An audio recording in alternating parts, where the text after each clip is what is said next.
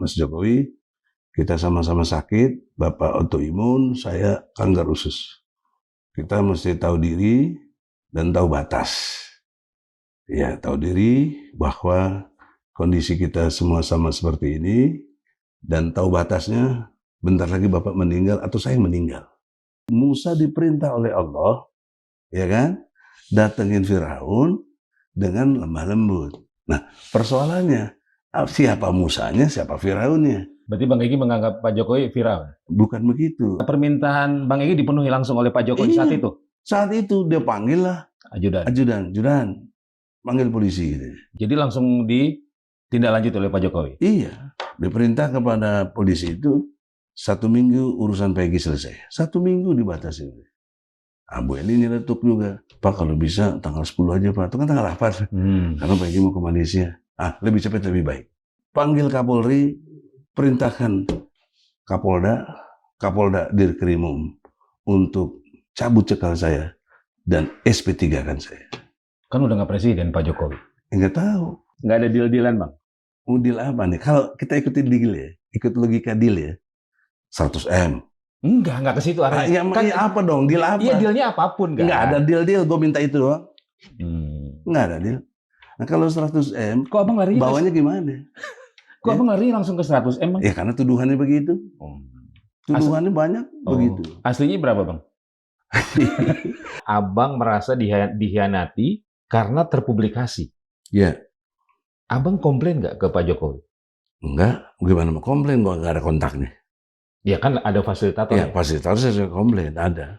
Tapi saya bilang, ini apa begini cara kalian mau memecah belah bangsa? Saya cuma ngomong gitu. Ke Darmizal? Bukan, yang lebih berkompeten. Oh ada di atas Darmizal lagi? Iya ada. Dalam kasus ijazah Jokowi, posisi abang sekarang di mana Bang? Posisi saya tetap on the track kebenaran. Kalau nanya ijazahnya asli apa enggak ada. Saya nggak pernah lihat, nggak pernah diperlihatkan. Waktu di Solo gue nggak dikasih lihat. Udah selesai, mau apa lagi? Adapun gue cerita gini Jokowi jadi nggak suka, ya resiko. Gue ditangkap lagi ya nggak apa-apa juga.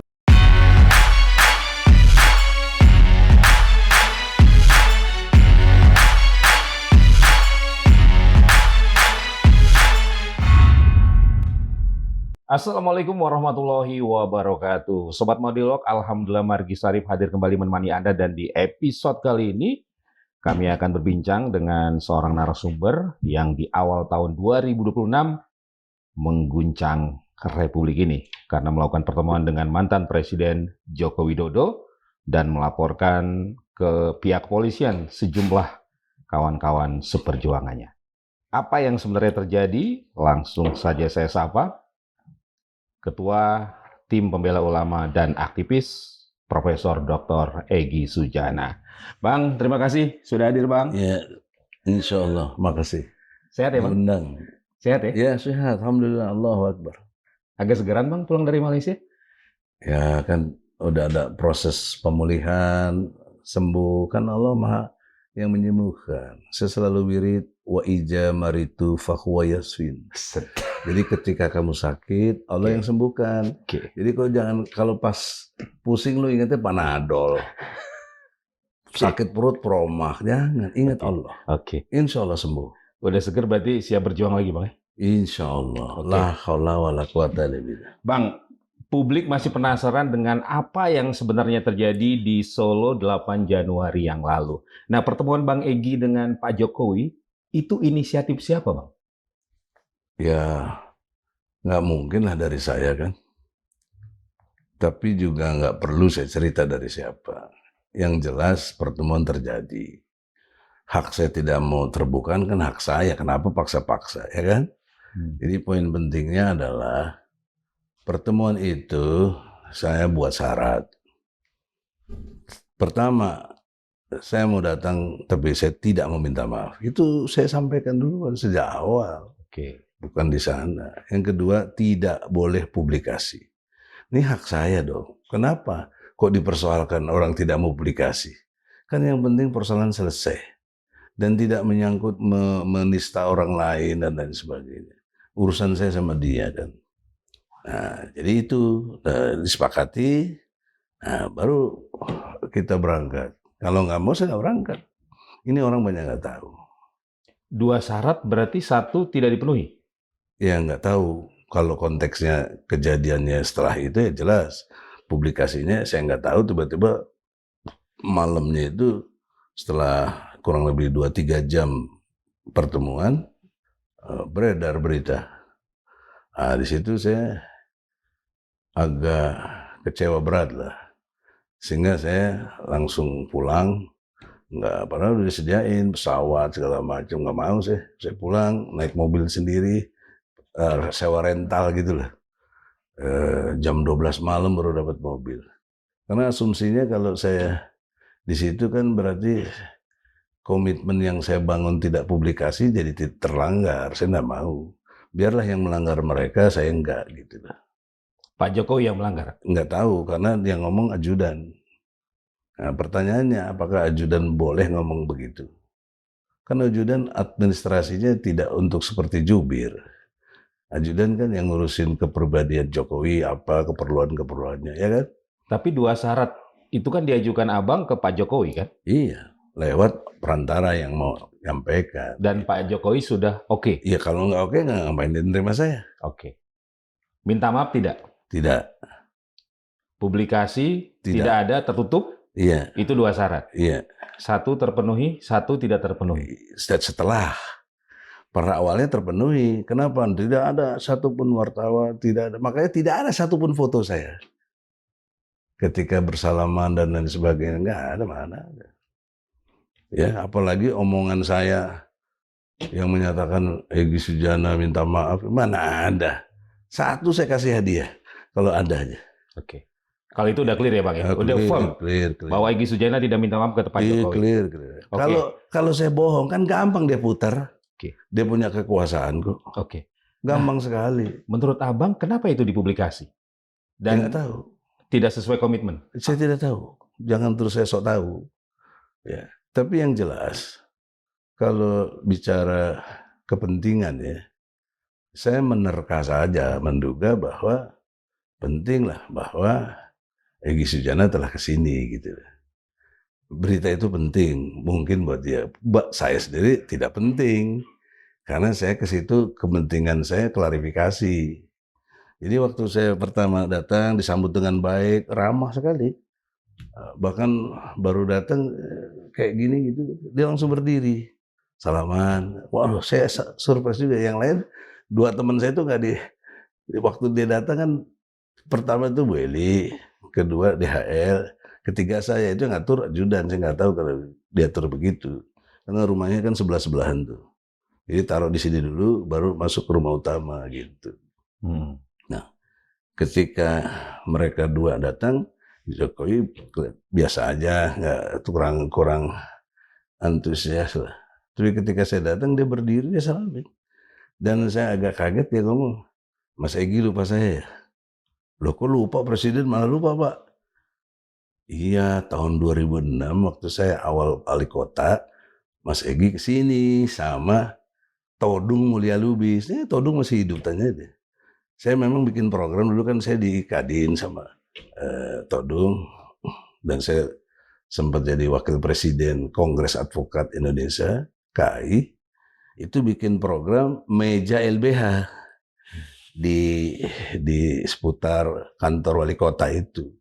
Di masyarakat yang ngadu silakan datang. Saya dan Todung yang itu. Nah, dia ingatkan itu kan, bos saya surprise udah. Tahun 2006 kan lumayan, berapa tahun tuh? 20 tahun deh. Berarti Pak Jokowi berkesan dong dengan Egy Sujana? Nggak tahu, itu kan dia, saya aja nggak tahu. Saya surprise-nya buat saya. Yang rezeki anak soleh aja kan. Oke, setelah itu gimana suasana pertemuannya? Setelah itu ngobrol, terus kan ini kayak meja nih pertemuan nih. Dia kan saya minta duduk sini, Pak, kok nggak duduk sini? Kan biasanya mimpin, oh enggak Pak, saya di sini aja, saya udah jadi orang kampung. Gitu. Wah, orang kampung kalau bukan presiden ngapain saya ke sini Pak? Nah, Bapak kan presiden, makanya saya mau datang. Tawa, gitu. Relax aja. Nah, terus akhirnya duduk di sini, seperti antum mas saya ini. Oke. Sebelahnya itu Darmijal, sebelahnya lagi si Rahmat. Berjejer, saya bertiga, saya, Bu Eli, sama DHL gitu loh.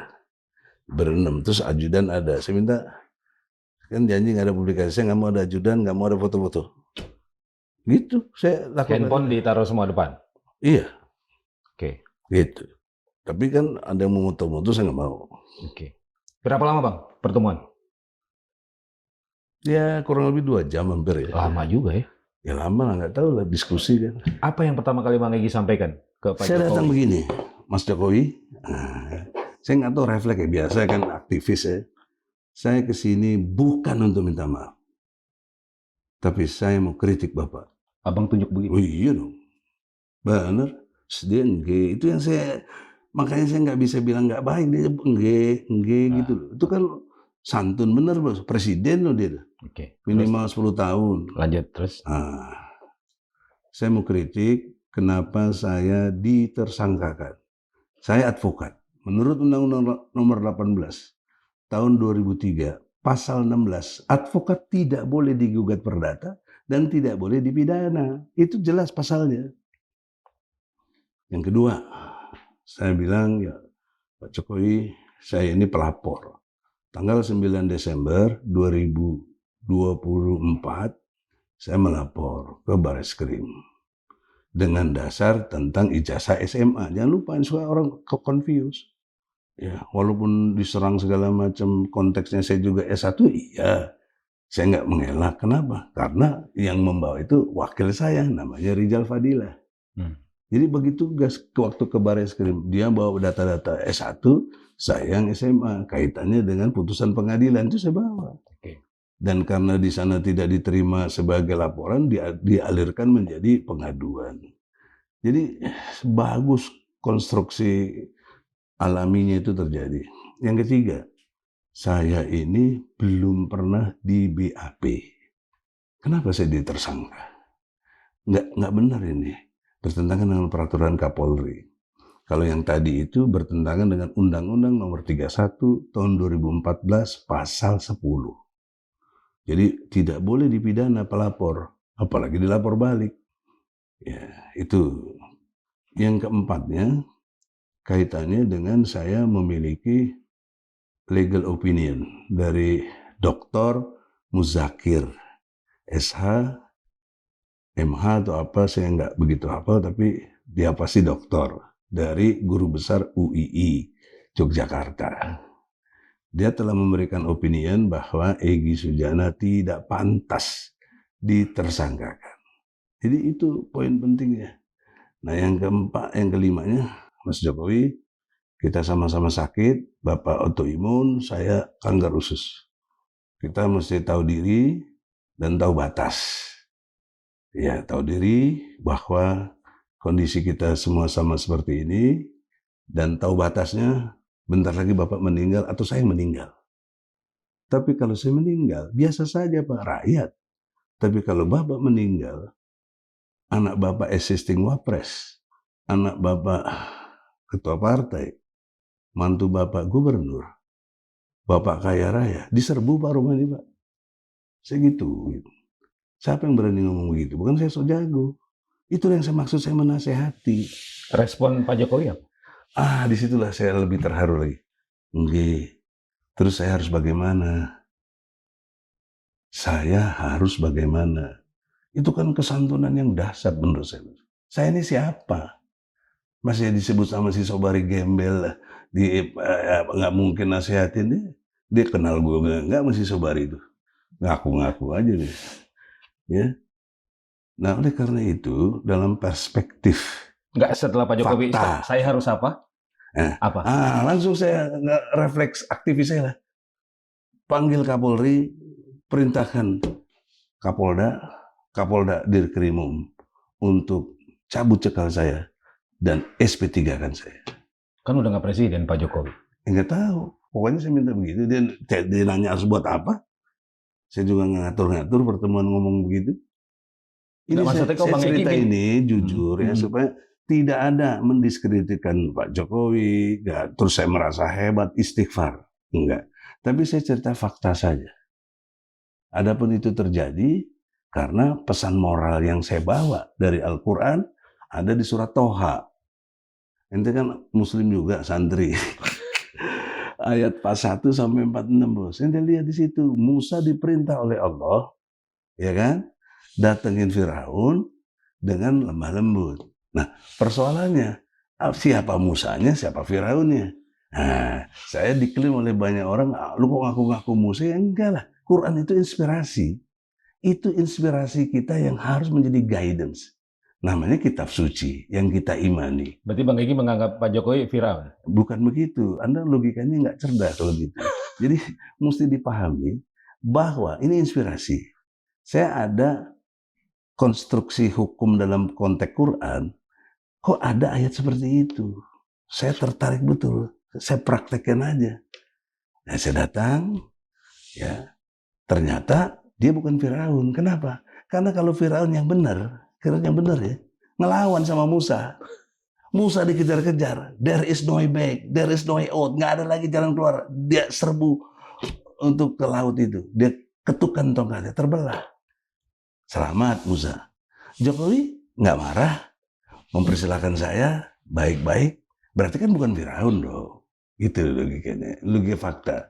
Jadi saya tidak klaim-klaim. Kembali ke yang tadi, Bang. Bentar, bedanya saya dengan Musa apa? Musa belah laut pakai tongkat, saya pakai tiket, naik pesawat. Nah, kan sama-sama tongkat dan tiket doang. Bang, kembali yang... Siapa yang mau bantah itu? Bang, kembali ke permintaan Abang tadi. Minta ke Pak Jokowi perintahkan Kapolri, Kapolda. Ya. Iya kan? Iya. Berarti Abang merasa Pak Jokowi masih punya pengaruh terhadap kepolisian? Enggak, saya enggak mikir gitu. Saya cuma mikir logika dialog saya. Ini kan kayak Madilog, saya kan dialog. Dia nanya, saya harus bagaimana? Nah, saya teringat kepentingan saya ke situ mau supaya saya dicekal, dicabut. Tanpa minta maaf. Boleh konfirmasi? Enggak ada. Dan Jokowi fair di sini. Dia cerita, nggak penting itu, sudah understanding saja. Ya toh? Yang penting Profesor Egy telah datang ke sini silaturahmi. Itu kan Islami. Salah saya bilang dia baik. Yes. Permintaan Bang Egy dipenuhi. Tapi tetapnya disalah-salahin saya. Permintaan Bang Egy dipenuhi langsung oleh Pak Jokowi saat itu? Saat itu dia panggil lah. Ajudan. Panggil polisi gitu. Loh, gue kaget kok ada polisi, gue mau ditangkap apa enggak? Tapi naluri aktif saya keluar. Itu polisi dari mana, Bang? Ya itu dari Polda lah. Kok ada di situ? Iya, gue kayak tahu, orang baru tahu di situ. Itu poin penting, Bos. Jangan terus minta RJ apaan? RJ nggak ada RJ. Oke, jadi langsung ditindaklanjuti oleh Pak Jokowi? Iya, diperintah kepada polisi itu 1 minggu urusan Peggy selesai. 1 minggu dibatasi. Bu Eni nyeletuk juga. Pak, kalau bisa tanggal 10 aja, Pak. Itu kan tanggal 8. Karena Peggy mau ke Malaysia. Lebih cepat lebih baik. Orang seperti itu, terus mau saya bilang nggak baik bagaimana? Kan kalian nggak ngalami aja. Maki-maki buat saya luar biasa. Sudah lu nggak ngalami, lu kelasnya kelas kutu kupret kali nggak tahu. Itu aja Bang yang dipenuhi atau ada hal lain yang dipenuhi? Nggak ada. Saya cuma minta itu doang. Oke. Nah itu selebihnya kan katanya ketemu 2 jam. Itu kan paling setengah jam. Itu kan intinya. Kan setelah itu ngapain? Banyak bicara lain. Ngobrolin apa aja Bang? Banyak. Nggak perlu tahu lah, ngapain gue tahu. Bukan. Ngapain? Emangnya kita kelas ece. Iya. Yang penting itu aja. Ini sekalian buat tabayun nih Bang. Iya. Nggak ada deal-dealan Bang. Deal apa nih? Kalau kita ikutin deal ya, ikut logika deal ya, 100M. Nggak ke situ arahnya. Apa dong? Deal apa? Iya dealnya apapun kan. Nggak ada deal, gue minta itu doang. Nggak ada deal. Nah kalau 100M, kok Abang lari? Bawanya gimana? Kok Abang lari langsung ke 100M Bang? Ya karena tuduhannya begitu. Tuduhannya banyak begitu. Aslinya berapa Bang? Aslinya 0. Aslinya gue menang, itu aja. Itu ya. Bebas, udah. Jadi target Abang ke sana itu ya? Itu aja, ngapain nggak yang lain. Dan juga jangan salah paham teman-teman Roy dan kawan-kawan. Saya tidak mencurangi kalian, tidak mengkhianati. Yang mengkhianati apa? Gue bukan anak buah mereka. Emang gue anak buah dia? Ya kagak lah. Kalau bicara duluan samanya itu si Hozinudin yang duluan keluar. Dulu dia anak buah saya, advokat, koordinator advokat TPU. Waktu gugat pertama. Oke. Terus dia keluar, bikin sendiri akademisi apa segala macam. Itu saya nggak persoalin. Sampai saya dipecat sebagai klien. Mana ada kok advokat mencat klien. Bang, Nah, itu tapi jangan di-framing katanya saya ninggalin dia. Ngapain ninggalin dia, orang nggak ada kesepakatan apa-apa kok. Oke, Abang ke Jadi Solo, khianat saya di mana? Bang, Abang ke Solo itu misi pribadi atau misi TPUA? Begini, Bos. Dalam konteks TPUA, jujur pecah-pecah. Oke? Dan untuk itulah saya sadar diri.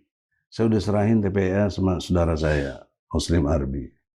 Tapi sejak saya ditersangkakan, satu pun tidak ada gerakan yang membela saya. Dan lain-lainnya juga. Siapa yang bisa bantu? Saya bukan kapok, tapi sudah 3 kali saya di penjara. Ngapain saya? Ada celah. Dalil saya ada. Ali Imran ayat 28. Jadi nggak boleh kita ikuti pemimpin yang zalim, kecuali ada siasah. Ada, bukannya Ali Imran 28. Itu kalau belum perang. Kalau perang, ada lagi surat Al-Anfal. Surat 8, ayatnya 15-16. Boleh kamu berbelok. Nah, Tuhan aja ngasih kesempatan boleh berbelok, boleh ini. Asal kamu jangan jadi pengkhianat, kan di situ ini jelas itu. Jangan kamu nggak berjuang, jangan kamu tinggalkan pasukan. Ada, Bos. Oke. Berarti misi pribadi, Bang, ya? Bukan TPU? Iya, nggak ada urusan dengan TPU. Itulah sebabnya Abang tidak komunikasi atau tidak ada pembicaraan dengan anggota TPU yang lain? Mau pembicaraan apa? Mau ngomong sama Rizal, dia udah pindah ke sono, Zinuddin, gabung di sana, Kurnia juga sana, Rustam juga sana. Terus saya mau ngomong apa sama dia? Nah, emangnya kita anak buah. Dia anak buah kita kok. Ya, tapi dia kan nggak mau ngaku. Tidak ada aja semua itu. Tidak ada komunikasi juga, Bang? Nggak ada. Tapi pengantar-pengantarnya adalah saya pernah WA Kurnia ya, gini-gini. Tapi nggak langsung fokus Solo. Kalau logika Solo ya, sekitar bulan April atau apa ya, tahun 2000, mereka duluan ke Solo. Yang tanggal 16 itu? Iya. Terus dapat apa? Nggak dapat apa-apa, karena nothing juga. Mereka nggak leverage ternyata. Nggak ada yang bisa dibanggakan. Kok ketika saya ke sana jadi heboh luar biasa. Nah, mereka juga mempertanyakan tuh, Bang, waktu tanggal 16 April 2025, Abang katanya menghilang. Ya, ini kalau mau dibuka, sekarang saatnya saya buka. Sebab kalau saya berangkat, saya ditangkap. Ada yang nelfon saya jenderal, nggak perlu saya sebut. Nah, saya mikir, oke, kalau saya nggak datang, teman-teman nggak selamat banget, penting abang yang datang. Terus bagaimana gue? Demi belain teman itulah. Tapi saya difitnah macam-macam. Ya sudahlah, itu nasib pemimpin harus berkorban segala macam. Ya terserah, mau dianggap apa. Jadi, tapi yang jelas saya tidak mencelakakan anak buah saya. Saya tidak mencelakakan siapapun. Saya tanggung sendiri dengan segala fitnah yang ada. Oke. Jadi tanggal 16 April Abang menghilang karena ada Abang mendapat informasi akan ditangkap. To be or not to be, kalau enggak. Dan juga kan sampai di sana kan ada teman-teman lain yang preman atau apa, kita nggak tahu lah yang. Tapi sudahlah, kita nggak mau bahas itu. Tapi kalau lo nanya itu alasannya. Nggak percaya, sudah nggak usah nanya-nanya gue lo. Ya kan? Bang, ya, yang tanggal 8 Januari, Abang komunikasi dengan Habib Rizik sebagai pembina TPUA? Nggak usah ditanya itu. Yang jelas, aku bawa pesan tidak minta maaf dan tidak publikasi. Itu amanah. Itu yang saya jaga sampai hari ini. Oke. Makanya mana pernah saya tampil di TV-TV.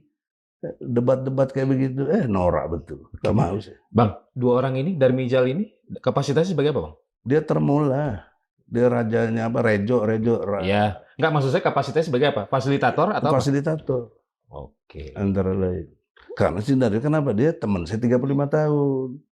Dulu di It's Me juga. Iya, jadi Darmijal ini yang memfasilitasi. Iya, begitu. Oke. Kemudian setelah pertemuan 2 jam, tidak ada pembicaraan tindak lanjut lain, Bang, dengan pihak Pak Jokowi? Nggak ada, beleng aja sudah selesai. Apalagi saya kabur malam-malam, kan nggak mau. Soalnya logika saya kalau saya nggak kabur malam itu, pulang biasa dengan pesawat, wartawan sudah banyak, nah saya susah menghindari itu. Saya kabur duluan lah, bukan takut. Ini strategi taktik saya. Dan saya tidak mau dipancing-pancing kayak ini. Sekarang saya kenapa mau? Karena sisi lain ya, saya punya anak istri. Mereka nggak tahan untuk daya hina-hina yang dahsyat seperti ini. Apalagi uang.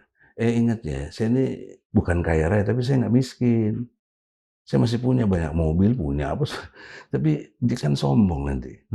Kayak si Roy juga. Kok kenapa ngutik-ngutik saya punya mobil di Malaysia? Emang siapa? Dia kena undang-undang data perlindungan pribadi. Undang-Undang Perlindungan Data Pribadi. Ya, oke. Pasal 65 sampai 69 kena dia 5 tahun loh. Dan atau denda 5 miliar. Oke. Bang, saya mau balik ke yang pertemuan 8. Itu kan artinya Abang merasa dihianati karena terpublikasi. Ya, Abang komplain nggak ke Pak Jokowi? enggak. Gimana mau komplain kalau nggak ada kontaknya? Ya kan ada fasilitator. Ya, fasilitator saya komplain, ada. Tapi saya bilang, ini apa begini cara kalian mau memecah belah bangsa? Saya cuma ngomong gitu. Ke Darmizal? Bukan, yang lebih berkompeten. Oh, ada di atas Darmizal Oh lagi? iya, ada. Tapi dia, enggak bang, demi Allah enggak bang. Ya sudah. Oh, jadi Abang ngerasa juga dipecah belah nih? Oh iya dong. Tapi saya dituduhnya pemecah belah, kan gila itu orang tuh. Kalau gue mau memecah belah, cara gue nggak begini dong. Tampil sok-sokan di TV kan, cari populer. Ya, yang belum terkenal kan pada pengen tampil di TV. Gue bang nggak mau lah. Berarti Bang Egi malam itu sepulang dari pertemuan 8 Januari, Abang kecewa lagi dong ke Pak Jokowi karena terpublikasi pertemuan itu? Iya, tapi saya berpikir bisa saja Jokowi, bisa juga tidak. Karena ajudan. Nah kalau saya konfirmasi bisa aja dia nggak tahu ajudan, dia inisiatif sendiri, susah saya. Tapi apakah mungkin ajudan Ya, bisa itu kan melakukan? logika. Belum tentu begitu kalau bicara fakta. Kalau ajudannya pengen terkenal, ya bisa aja. Saya nggak tahu. Tapi sudahlah, itu nggak penting buat saya. Karena apa? Karena akhirnya saya bebas, saya betul-betul bisa berobat. Ya. Karena spesifik sakit saya ini kanker usus itu di rektum itu spesifik loh. Mesti Malaysia yang bisa nangani dalam konteks dokter-dokter ya. Karena saya udah bandingin dengan yang di Jakarta, nggak usah saya sebut lah ya. Kalau di Jakarta itu harus dipotong usus saya. Dialirkan karena pendek jadi ke perut. Nah, di sana enggak. Justru teknologinya itu anus saya yang diperbesar, dibedah. Ya. Sehingga bisa kok ini. Itu kan teknologi kedokteran yang menurut Jadi saya lebih karena luar biasa. pertimbangan pengobatan dan kesehatan ya Bang? Ya iyalah, untuk apa sih? Lebih karena itu. Saya udah pernah di penjara, nggak takut saya. Nggak ada takutnya sih untuk yang gitu. Yang saya takutnya cuma Allah ya. Tapi kenapa saya berstrategi taktik kalian persoalin? Pakai logika-logika terbalik. Saya punya dalil Quran jelas. Kenapa saya nggak mau menjelaskan banyak dengan berdebat? Hadis Nabi, tinggalkan berdebat. Walaupun kamu benar, tinggalkan. Kata Rasul, ya gue tinggal ngapain gitu begitu. Juga ada senior saya yang ngajarin juga, udah lagi lu bantah satu, kepala lu tebas, muncul 2 kepala. 2 kepala lu tebas, muncul 5 kepala. Udahlah, nggak ada habisnya. Ya saya benar juga nih. Terus ada juga bilang calling down, calling down, calling down. Ya sudahlah. Abang setelah pertemuan 8 Januari bertemu dengan Pak Jokowi, Abang merasa menjadi musuh umat nggak Bang? Enggak, tapi mereka yang menciptakan saya musuh. Seolah-olah saya musuh. Kalau didetailkan, ya. Umat ini kan beragam sangat luar biasa. Dalam perspektif umat Islam. Jangankan umat, TPU aja pecah-pecah. HMI dulu saya pimpin pecah-pecah juga. PPMI sekarang juga lagi pecah-pecah. Cuma saya nggak mengerti. Padahal saya tidak mau justru sebagai pendiri kan. Nggak mungkin saya memecah belah. HMI MPO yang saya maksudnya. Nggak mungkin. Saya kan ketua pertama, pendiri. Ya, banyak juga yang nggak suka. Dianggap. Saya nanya satu, apa salah gue? Nggak ada yang bisa jawab. Cari satu, ada seniornya. Lu salah lu nemuin Jokowi. Itu pesanannya. Kok nemuin Jokowi salah? Pertanyaannya, waktu Abu Bakar Basir nemuin Jokowi kok nggak ada yang nyala-nyalain? Kenapa gue disalahin? Kan nggak fair dalam memandang satu peristiwa gitu. Misi Abang berhasil nggak? Berhasil. Apa? Udah bebas gue. Itu kan yang personal. Ya Yang udah. untuk kasus ijazah. Oh bagus. Artinya begini. Kalau Roy Suryo dan kawan-kawan jagoan, kan dia ngakunya Enggak, jagoan. dari pihak Jokowinya Bang. Apa penjelasan? Jokowi nggak jelasin soal ijazah. Udahlah, nggak usah bicarain itu. Kan poin pertama tadi Abang itu. Iya. Minta klarifikasi. Iya. Dia nggak mau jelasin gimana? Masa gue maksa-maksa di rumah dia lagi. Ya sudah aja dia begitu. Itu kan logika dialog.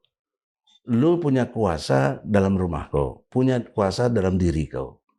Soal ijazah. Dia punya kuasa tentang dirinya. Dia maunya nanti dijelasin di pengadilan. Sudah, gue mau maksa apa? Emangnya gue siapa? Jangan juga gue merasa so jago. Terus? Nothing gue juga kan. Misi menasihatin Jokowi berhasil menurut Bang Egi? Berhasil. Apa? Karena dia tidak seperti Firaun. Kalau Firaun kan ngejar Musa. Gue pikir gue langsung pas waktu dipanggil polisi itu, gue mau ditangkap apa enggak? Tahu enggak?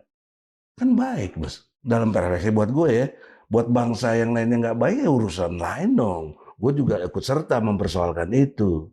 Jangan dikait cara berpikir itu nggak objektif, nggak sistematis, nggak toleran, tidak jubedil, tidak jujur, tidak. Gue punya teori, gue nanti kasih buku mana? Ntar gue, ada buku gue, saya lupa gue bawa nanti sangat promisi lagi, ya.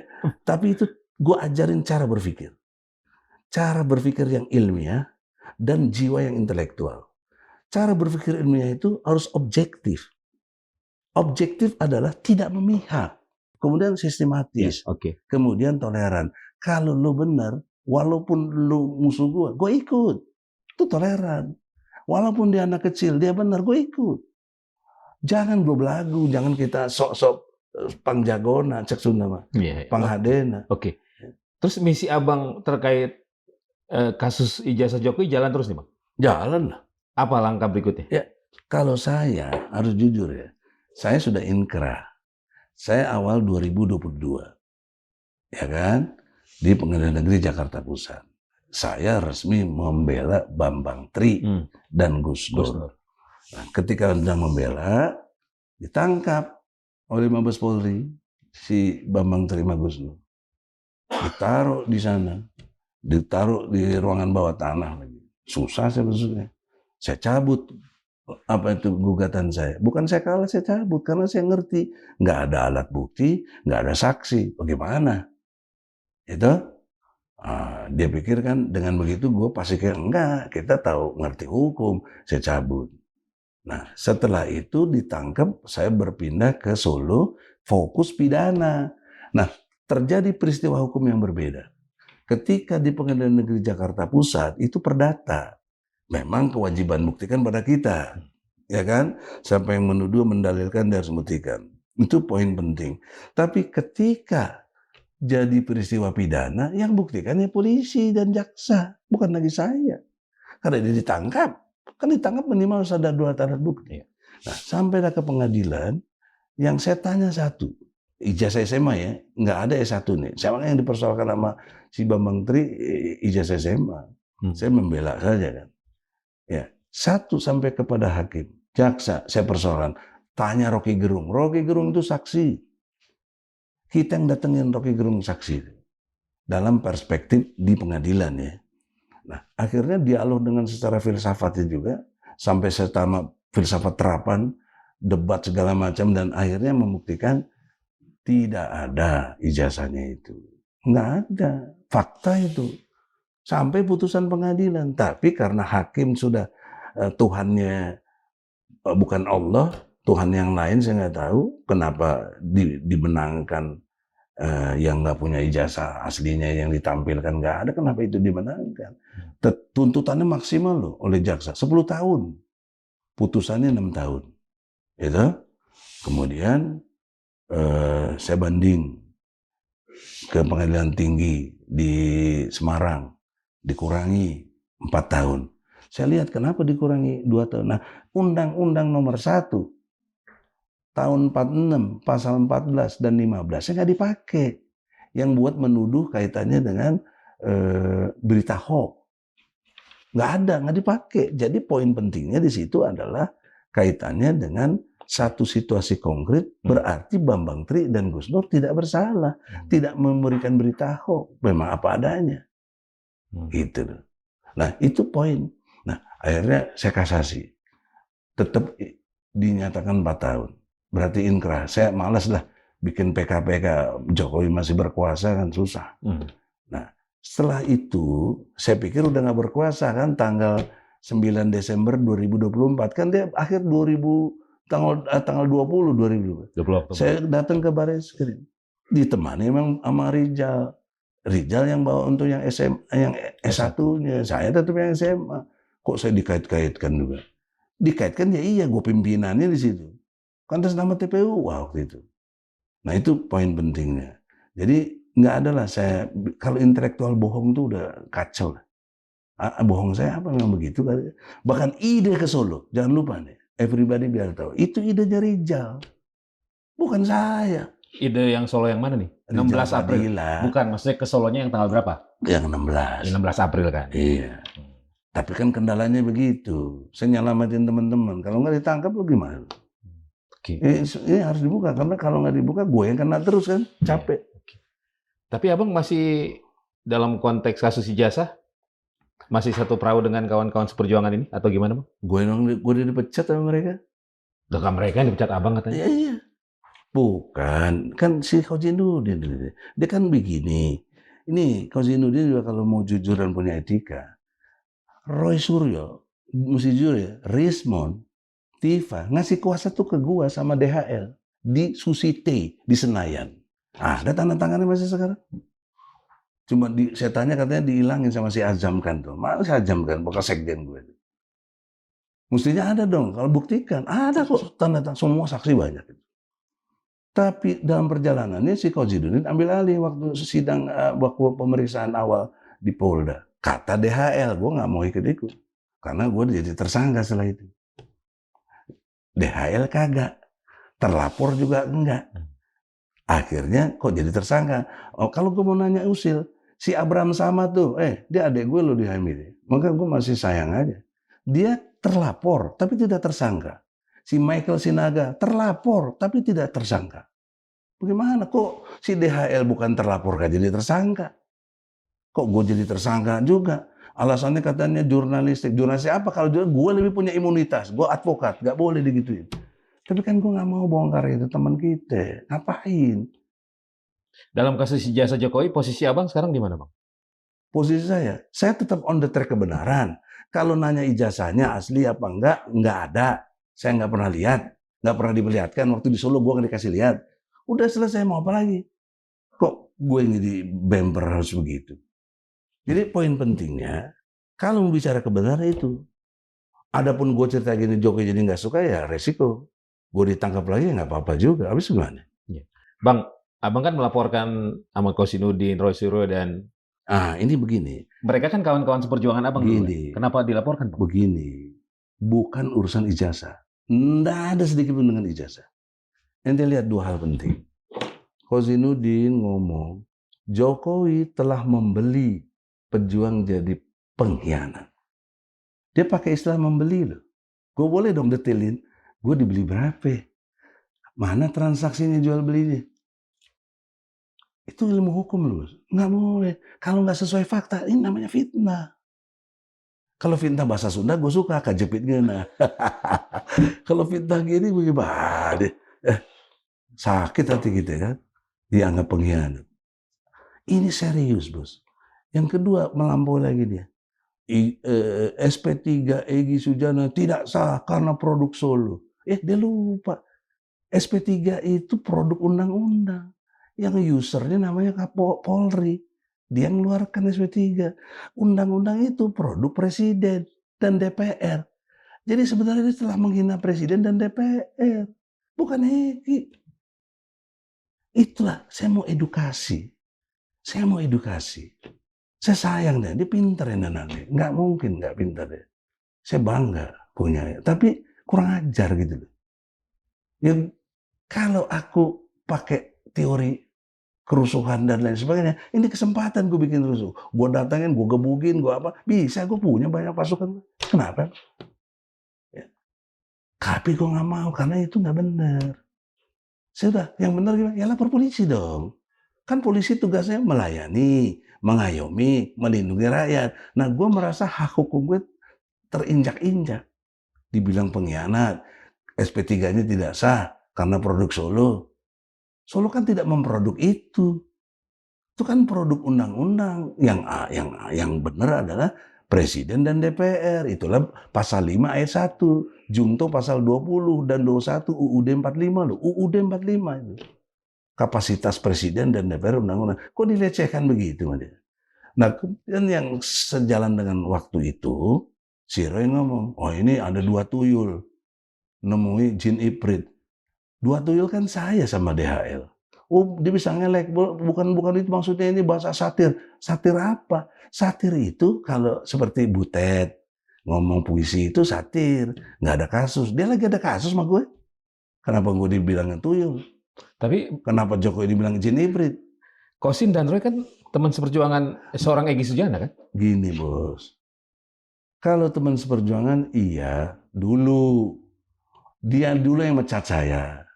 Dia dulu yang membuat kelompok lain selain TPUA. Dia. Saya nggak marah.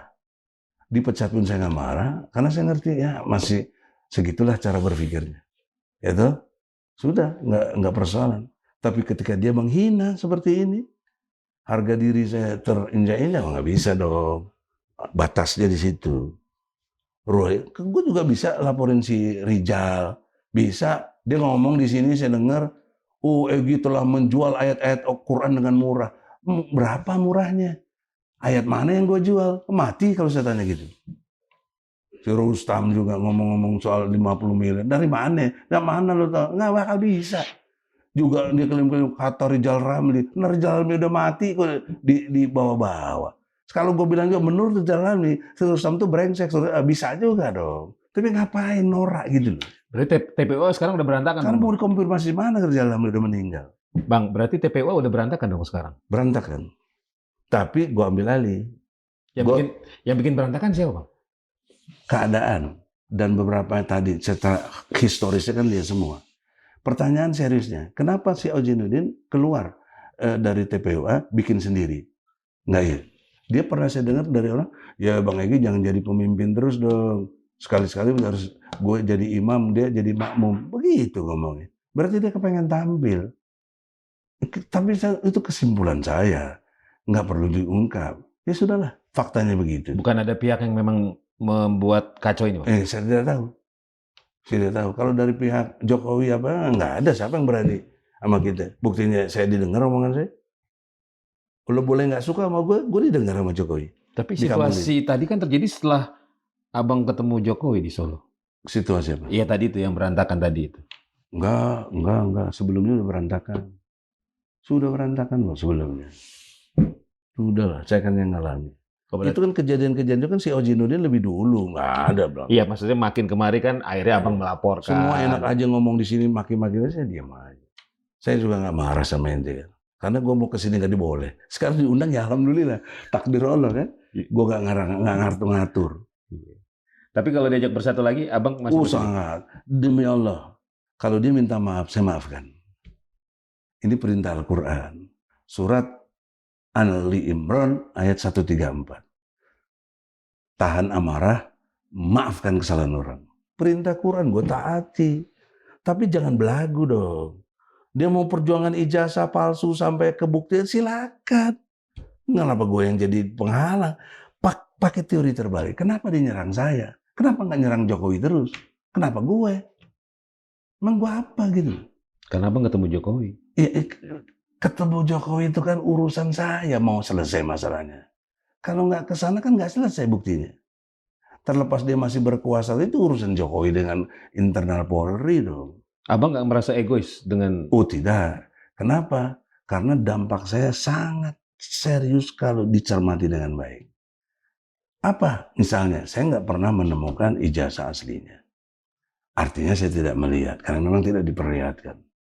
Nah, harusnya ini yang dikapitalisasi kalau dia mau berjuang. Saya udah ajarin sama Roy, gue ini SMA, lu S1.